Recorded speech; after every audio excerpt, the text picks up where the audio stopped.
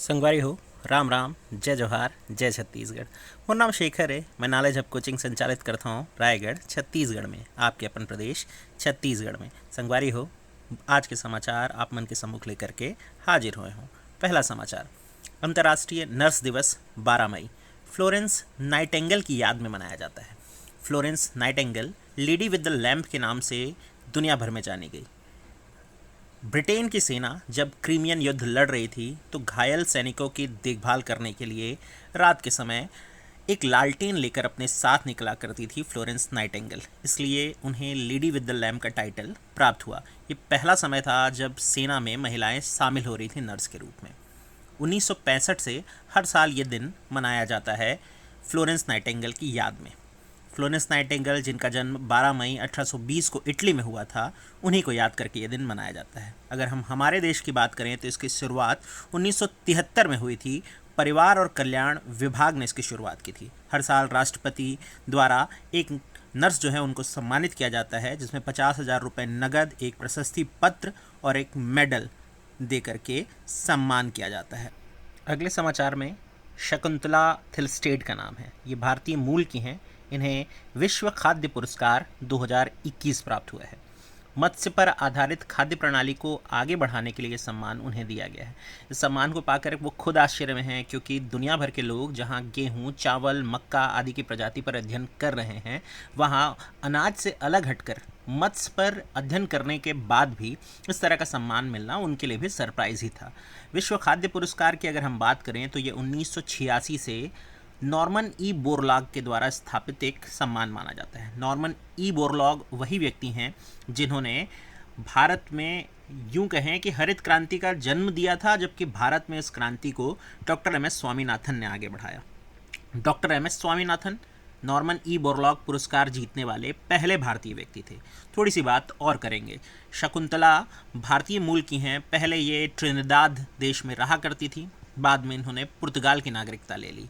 अभी वो अपने इस समुद्री खाद्य तंत्र को आगे बढ़ाने या उस रिसर्च को आगे बढ़ाने के लेकर प्रतिबद्ध दिखाई दे रही हैं। अगले समाचार पर अब बारी है तौकते तूफान की। अरब सागर में उठ रहा ये एक समुद्री तूफान है जो कि 16 मई 2021 भारतीय तट पर टकरा सकता है। जाहिर सी बात है, अरब सागर पर उठा हुआ तूफान है तो भारत के पश्चिमी समुद्र तट से यह टकराएगा।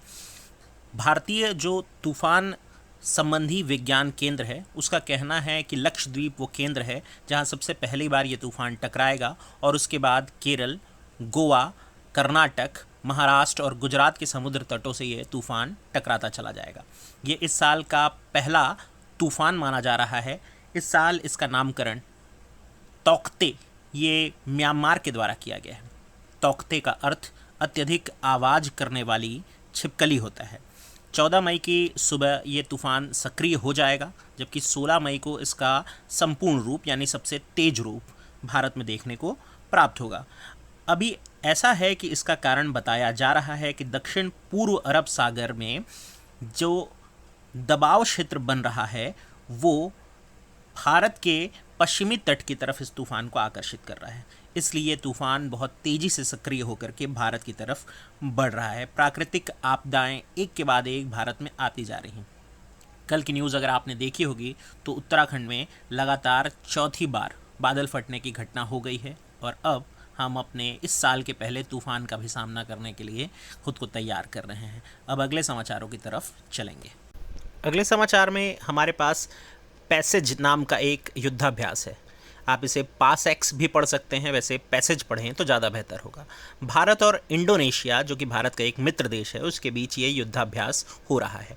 दक्षिणी अरब सागर इस युद्धाभ्यास का केंद्र रहा। इसकी पहली कड़ी 13 मार्च 2021 को आयोजित हुई थी। अब जो दूसरी कड़ी आयोजित हुई उसमें भारत के INS शारदा और इंडोनेशिया के हसानुद्दीन जहाज ने भाग लिया था। अगर आप इंडोनेशिया के बारे में और थोड़ी सी जानकारी रखना चाहते हैं तो आपको ये पता होना चाहिए कि इंडोनेशिया दुनिया में सर्वाधिक मुस्लिम आबादी वाला देश है। अगर आप सोचते हैं कि पाकिस्तान है, अफ़गानिस्तान है, तो आपका ये आंकड़ा गलत हो जाएगा। इंडोनेशिया दुनिया में सर्वाधिक मुस्लिम आबादी वाला देश है। भारत का एक अच्छा मित्र देश माना जाता है। साथ ही साथ इंडोनेशिया वो द्वीपीय देश है जहाँ सबसे अधिक ज्वालामुखी भी हैं और तूफ़ानों का सामना भी सबसे अधिक वही द्वीप करता है। अगले समाचार पर चलते हैं। KR गौरी अम्मा, ये नाम नोट करेंगे। केरल की सबसे पुरानी MLA के रूप में जानी जाती थी इसलिए कह रहा हूँ क्योंकि 102 वर्ष की आयु में इनका निधन हो गया है और इस बार वजह कोरोना नहीं है, उम्र का पूरा हो जाना है। ये मार्क्सवादी कम्युनिस्ट पार्टी की सदस्य थीं। ये भी एक मज़ेदार बात है कि इनके पति भारतीय कम्युनिस्ट पार्टी के सदस्य हुआ करते थे। इनके पति के निधन के बाद ये राजनीति में और एक बड़ा चेहरा बन करके उभर करके सामने आई थी। केरल की राजनीति में सबसे सम्मानित महिला भी माना जाता है।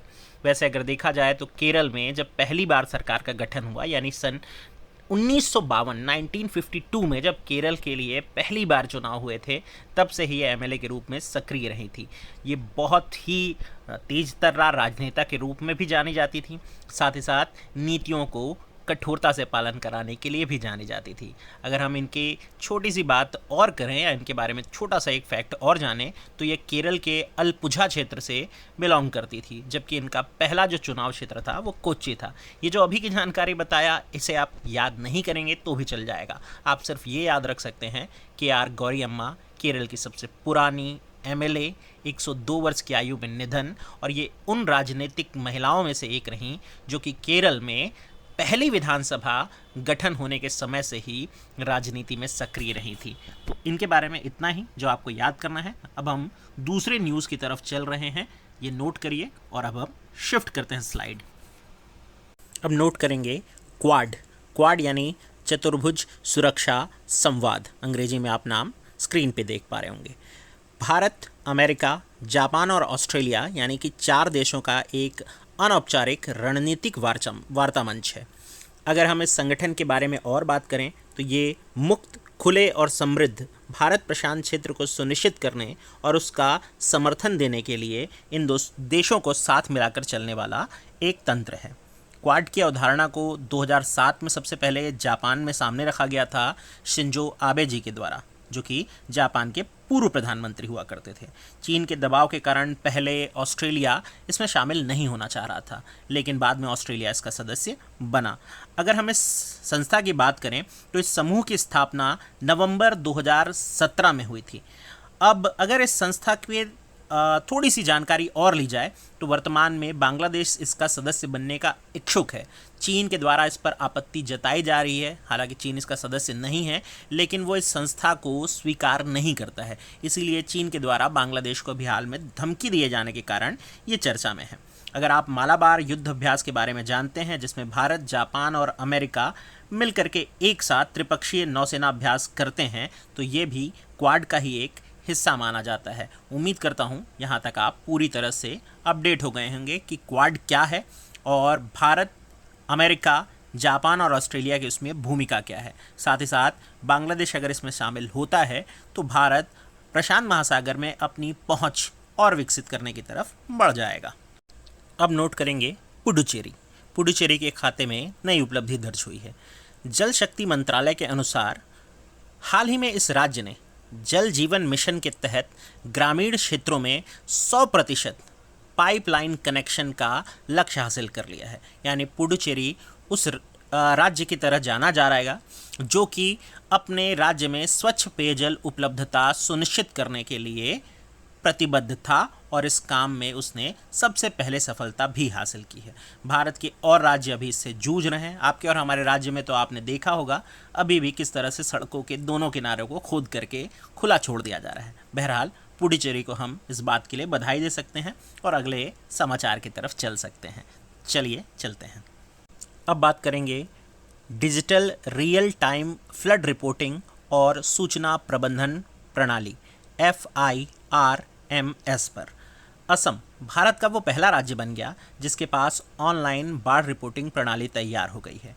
ब्रह्मपुत्र नदी के बहाव के कारण असम को हर साल बाढ़ का प्रकोप झेलना पड़ता है। साथ ही साथ मृदा अपरदन भी बहुत भारी मात्रा में असम में होता है। अगर आप असम में मौजूद नदी द्वीपों के बारे में पढ़ेंगे तो उसका एक बड़ा कारण मृदा का अपरदन ही है। ब्रह्मपुत्र नदी जो कि चीन की तरफ से बहकर आती है, अक्सर असम में असमय बाढ़ लेकर के आती है। असमय मैं इसलिए कह रहा हूँ क्योंकि चीन जब उसकी इच्छा होती है तो अपने तरफ से बांधों को खोल देता है, जिसके कारण असम जो तैयार नहीं है अभी, उसे भी बाढ़ का शिकार होना पड़ता है। ऐसी स्थिति में इस तरह का तंत्र विकसित होना असम के लिए वरदान से कम नहीं माना जाएगा। अगले न्यूज़ स्लाइड पर अब हम चल सकते हैं। आखिरी और इस छोटे से न्यूज़ को बस आपको नोट करना है। IREDA ग्रीन ऊर्जा पुरस्कार के लिए सम्मानित किया गया। Indian renewable energy development agency limited को भारतीय चैम्बर ऑफ कॉमर्स यानी ICC द्वारा इस वर्ष रीन्यूएबल एनर्जी उत्पादन के लिए ग्रीन ऊर्जा अवार्ड दिया जा रहा है। जाहिर सी बात है, रीन्यूएबल एनर्जी वर्तमान भविष्य जो है, या वर्तमान से लेकर भविष्य तक भारत के लिए, पूरे विश्व के लिए बहुत ज़रूरी चीज़ मानी जा रही है। तो इसी के साथ अब समाचार होते हैं समाप्त। भारत बहुत बुरे दौर से गुजर रहा है, जिस पर मैंने कुछ 4 पंक्तियाँ लिखी हैं। अगर आप समय मिले तो ये पढ़कर ज़रूर देखिएगा। ध्यान से सुनने के लिए आप सबका बहुत बहुत आभार, बहुत बहुत धन्यवाद।